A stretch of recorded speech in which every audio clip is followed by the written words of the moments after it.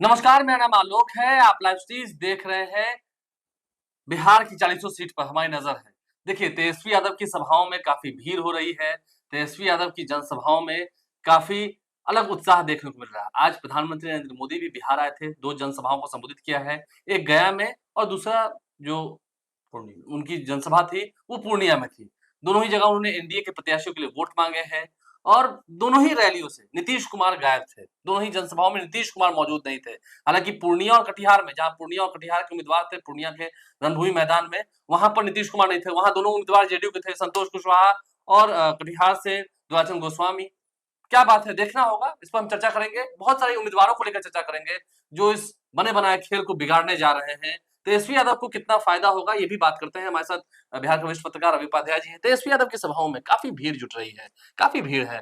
क्या ये भीड़ वोट में तब्दील हो पाएगी? चिलचिलाती धूप में लोग हैं, हम देख रहे हैं। देखिए, निश्चित रूप से तेजस्वी यादव ने अपने 17 महीने के कार्यकाल में आलोक जी जो एक बड़ी लकीर खींची है नौकरी और बेरोजगारी की, वह युवाओं में उसके लिए बहुत ही उत्साह है और बहुत ही क्रेज है और युवा ब्लाइंडली उन पर एक तरह से कहा जाए फेथ कर रहे हैं कि नहीं, तेजस्वी ने अपने इतने दिनों के कार्यकाल में जो है सो नौकरी दी।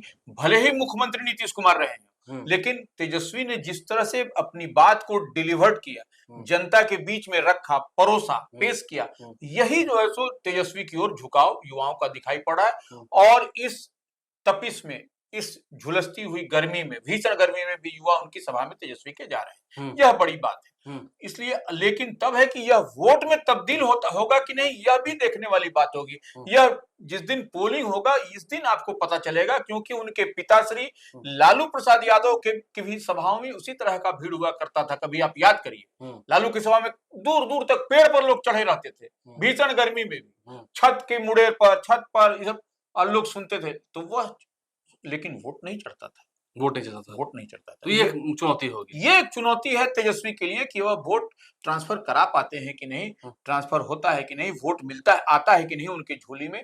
तो यह एक बड़ी बात है, बड़ी बात होगी। देखिए, हम चर्चा करते हैं, पूर्णिया की चर्चा करते हैं। पूर्णिया में संतोष कुशवाहा मंच पर थे, मंच पर बड़े-बड़े भाषण दिए। उन्होंने साफ कह दिया कि बीमा भारती को कहीं वो टक्कर मानते ही नहीं, जो उनके भाषण से लगा।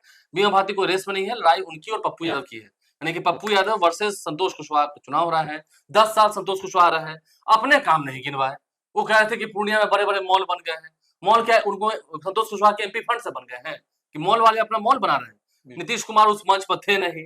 आपको याद होगा, मनोज कुशवाहा भी चुनाव हार गए थे। उस वक्त महागठबंधन से थे नीतीश कुमार, क्योंकि कैंडिडेट का विरोध था। और वहां संतोष कुशवाहा का थोड़ा विरोध दिखता भी है, एंटी इनकम्बेंसी है भी जो उन पर हावी है।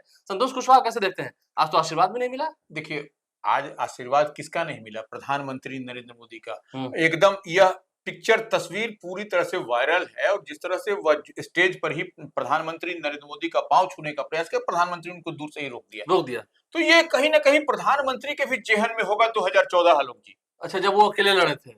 अकेले लड़े थे? कौन अकेले लड़े? जेडीयू। जेडीयू अकेले लड़ी थी। उस समय नीतीश कुमार 2 ही सीट लेकर के आए थे, एक पूर्णिया और एक नालंदा, जी, जो उनका गृह जिला। तो संतोष कुशवाहा उस वक्त नरेंद्र मोदी का विरोध कर रहे थे। तो वह भी आज नरेंद्र मोदी के पैर छूने गए तो नरेंद्र मोदी ने पैर नहीं छूने दिया, आशीर्वाद नहीं दिया। बिल्कुल, यही बात आज नरेंद्र मोदी के जेहन में भी होगा। और आज देखिए नरेंद्र मोदी की उनको कितनी आवश्यकता पड़ रही है। पूर्णिया सीट पर जो स्ट्रगल हो रहा है, और खुद जो है सो संतोष कुशवाहा ने मंच से इस बात को कहा है कि लड़ाई एक लालटेन लेके आई है, जो हमारे यहाँ की थी। हाँ, हमारे यहाँ की थी, माने उनकी पार्टी में पहले हुआ करती थी जदयू में, अब जो है सो बीमा भारती, अब जो है सो आरजेडी से उम्मीदवार हैं।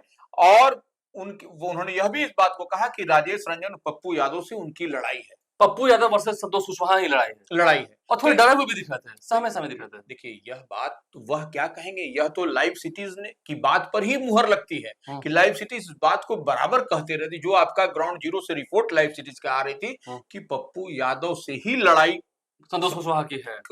इस बात को उन्होंने एडमिट किया मन से। और वहां के यादव भी अब मन बना रहे, देखा कि क्योंकि जो आरजेडी को वोट दे रहे थे, वो देखा कि बीमा भारती को लड़ाई में ही नहीं मान रहे, बीमा भारती जितनी नहीं है तो अपना वोट क्यों बर्बाद करेंगे। नहीं, दूसरी बात, गंगोता में यादव का वोट चढ़ता भी नहीं है। गंगोता में जिस समाज से बीमा भारती हैं, उसमें यादव का वोट नहीं चलता। ये लंबे समय से पूर्णिया की आप उठा के देख लीजिए, यादव और गंगोत एक साथ में रहते ही नहीं।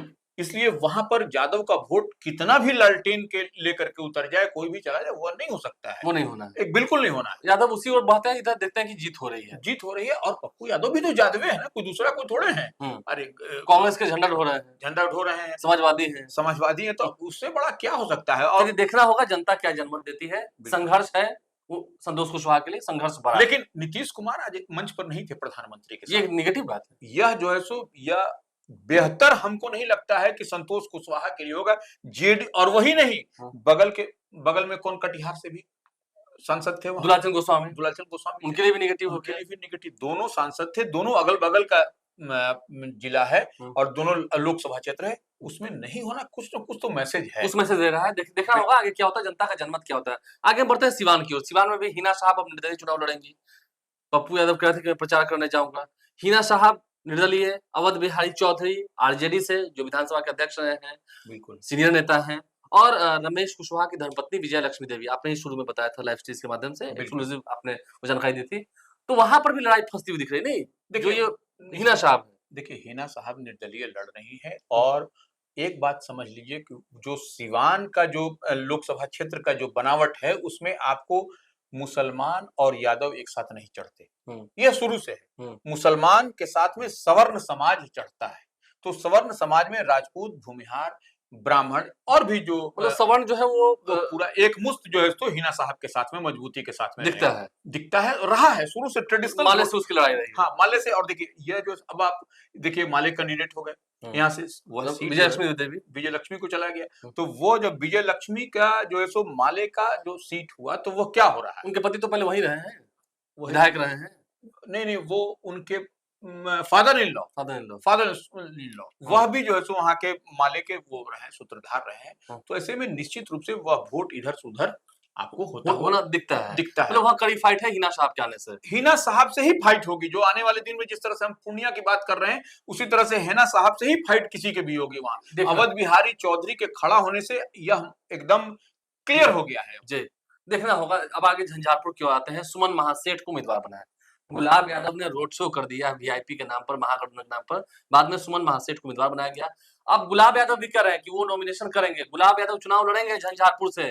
18 तारीख को जो जानकारी है, इसी 18 तारीख को 18 अप्रैल को वो अपना नामांकन पर्चा दाखिल करेंगे, निर्दलीय चुनाव लड़ेंगे। तो वहां पर भी रामप्रीत मंडल के लिए थोड़ी सी राह आसान हुई, क्योंकि काफी टक्कर होगी। देखिए, रामप्रीत मंडल के लिए राह आसान हुई और सुमन महासेठ के लिए टफ हो गया, वो सीट टफ हो गया एकदम। इसमें देखिए, गुलाब यादव के लड़ने से अब वो जीतेंगे कैसे, ये दिक्कत होगी। नहीं, गुलाब यादव के साथ में और बैकअप क्या है, सो भी समझ लीजिए ना, उनकी पत्नी वहां से एमएलसी है, निर्दलीय। तो यह एक बात है।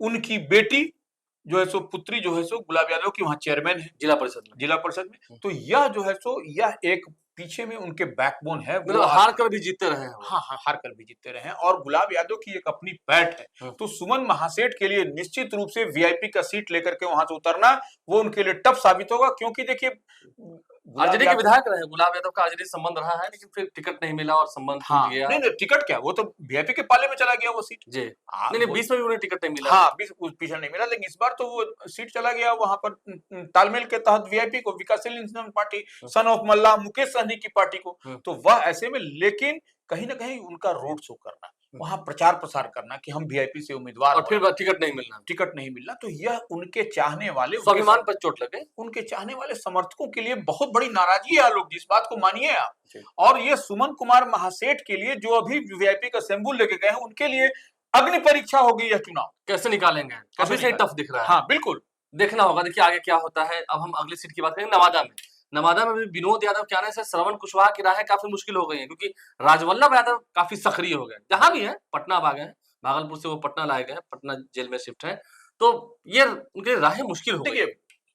नवादा जो लोकसभा सीट है, वहां पर राजवल्लभ यादव की अपनी पकड़, अब माने ग्राउंड लेवल पर उनकी पकड़ है, उनकी पकड़ कोई आरजेडी से नहीं है, उनकी पकड़ अपना वजूद, अपना राजनीतिक है वहां पर। और वही आपको आलोक जी 2 मिनट का समय लेंगे, उनकी पत्नी वहां से एमएलए है, उनके भतीजा जो है सो लोकल बॉडी से अशोक यादव, वो जो है सो एमएलसी है। तो ऐसे में आप सोच सकते हैं कि क्या उनकी राजनीतिक स्थिति, हालात होगी वहां पर, कितने मजबूत हैं वो। और उनके भाई जो है सो, उनको टिकट नहीं मिला, रजौली से जो विधायक वो भी उनके साथ हैं, 2 एमएलए उनके साथ हैं, एक तो राजवल्लभ यादव की पत्नी और एक रजौली सुरक्षित से जो विधायक हैं वो उनके साथ में है। तो ये आप सोच लीजिए 3 एमएलए वहां पर आरजेडी के हैं। नवादा में एक मोहम्मद कामरान जो है सो आरजेडी के साथ है, श्रवण कुशवाहा के साथ है। हाँ, बाकी तो 2 इन्हीं के साथ हैं और एमएलसी जो उनके भतीजा है वो इनके साथ हैं। तो आप समझिए कि क्या स्थिति बन रही है, काफी टफ है। और 19 तारीख को मतदान है, 19 तारीख को मतदान है। अब देखिए ये हम जो स्थिति समझ में आ रही है, तेजस्वी यादव कह रहे थे बाहरी बनाम घर का, श्रवण कुशवाहा वहां के लोकल है, उन पर विश्वास कीजिए। विवेक ठाकुर को कहाँ खोजने जाइएगा, राज्यसभा के सांसद हैं, परिवारवाद की बात अब तो नरेंद्र मोदी ने बंद कर दी। तो लोकल तो वो भी है, विनोद यादव भी लोकल है, विनोद यादव भी लोकल है। तो इशारे में लगता है कि तेजस्वी यादव ने संकेत भी कर दिया अपने लोगों को, आपकी विनोद यादव को ही तरफ चले जाइए क्या, अगर यदि इस तरह की बात है तो देखना नहीं दे। कुशवाहा के लिए लेकिन प्रचार करते हैं, आरजेडी के लिए वोट देने के लिए कही है। अब देखना होगा आगे क्या होता है। जनता का जनमत एक बड़ी बात है, जनता जो जनमत दे, जनता की अदालत सबसे बड़ी अदालत होती है। अब हम आगे अगर बात करेंगे, देखिए पवन सिंह, सुपरस्टार पवन सिंह काराकाट से चुनाव लड़ेंगे। उपेंद्र कुशवाहा ने पहले ही कहा, जब हमने उनसे एक्सक्लूसिव इंटरव्यू किया, मैंने किया, तो उन्होंने कहा कि जिसके सर पर नरेंद्र मोदी का हाथ है और काराकाट की जनता का स्नेह और प्रेम है, बिल्कुल उनको कोई हरा नहीं सकता है। तो पवन सिंह टक्कर दे पाएंगे काराकाट में? वहां माले हैं। देखिए पवन सिंह जो है सो हमको नहीं लगता है कि वहां पर कोई उनका अपना छाप छोड़ सकेंगे।